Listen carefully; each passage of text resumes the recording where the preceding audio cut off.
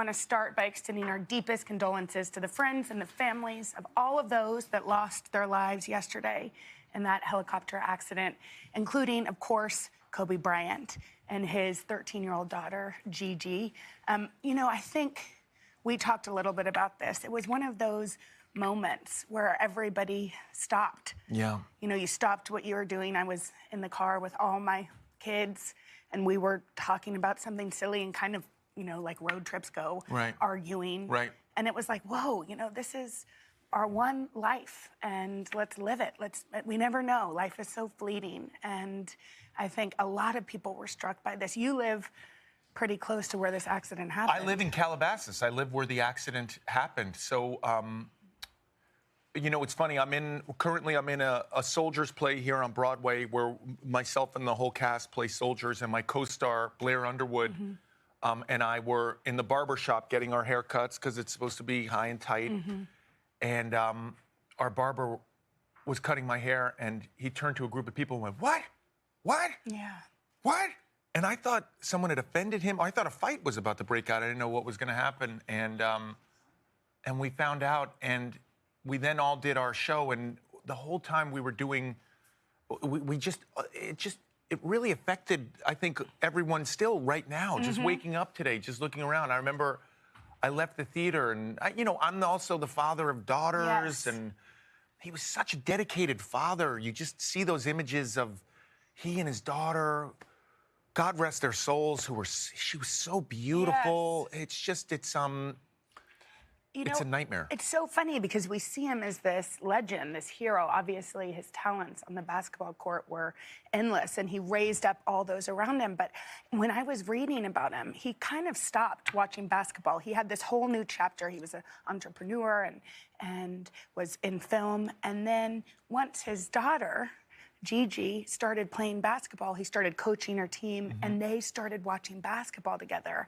And so I think one of the reasons why all of us feel this deep sadness is that he was a dad. I mean, his responsibility as a father, he took his responsibility as a father to those 4 beautiful girls, one of whom is a baby, so seriously. And so it's like some of the fanciness, you know, his life as a legend and this talent that most of us will never even experience is hard to relate to, but the fact that he was on the way to a game. I know.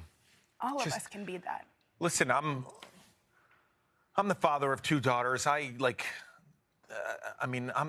He's just such a great father. He's a way better father than I am. You know, I don't even like to take my kids to school in the morning. He's flying them to practices. It's a nightmare. God rest their souls. Yeah. It's the biggest nightmare. We're all here for Vanessa. I met him once in passing. I didn't know. When I met him, I didn't know whether to bow or curtsy. I'm pretty sure I bowed when I met him.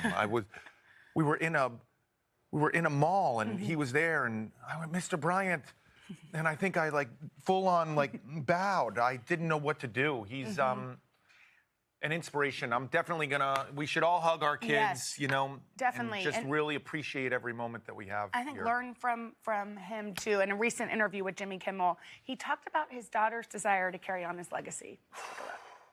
Do you think your daughter might want to play in the WNBA? She does, for sure. She does? This kid, man. She's Wouldn't that be great? Dude, man, I'm telling you. The best thing that happens is when we go out and fans will come up to me, and she'll be standing next to me, and they'll be like, "Hey, you got to have a boy. You and V got to have a boy, man. You have somebody carry on the tradition, the legacy."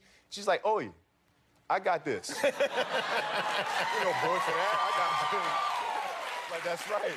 Yes, you do. You got this. I love that. You got this. I watched that clip about 30 times last night. You know, I know we have the Grammys coming up, and I was supposed to be preparing for that coming here, but it's just crazy.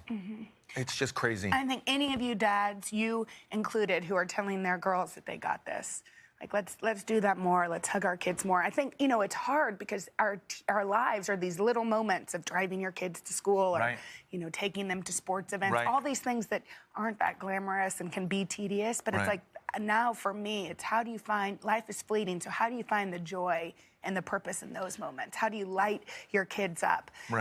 Like he did. I know. in every single moment. Just appreciate every moment that you have, you know, not only with your children, just here, you know.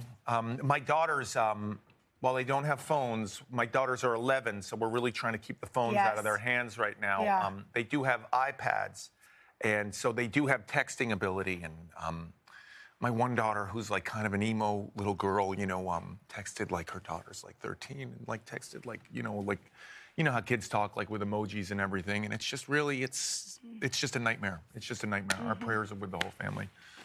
Okay, well, last night was the 62nd annual Grammy Awards, and it took place in Staples Center. It's the same place that Kobe spent 20 years playing for the Lakers. And you said in L.A. he was this oh man, revered. Listen, I mean, full disclosure, I'm originally from New York. I don't want to offend anyone watching. I am a Knicks fan. It's very difficult to be a Knicks fan these days. It's very difficult to be a Knicks fan. I mean, whatever last place is, they're somewhere below last place. We can't even get draft picks when we need them in lotteries. It's just a nightmare. But I've lived in L.A. for 2 decades now, and I moved to L.A. in '98, right when I saw Kobe at the Forum. That's where they used to play before Staples Center, this new place. That was the old school sort of like wood. I mean, where all the, you know, Lakers of Europe won championships.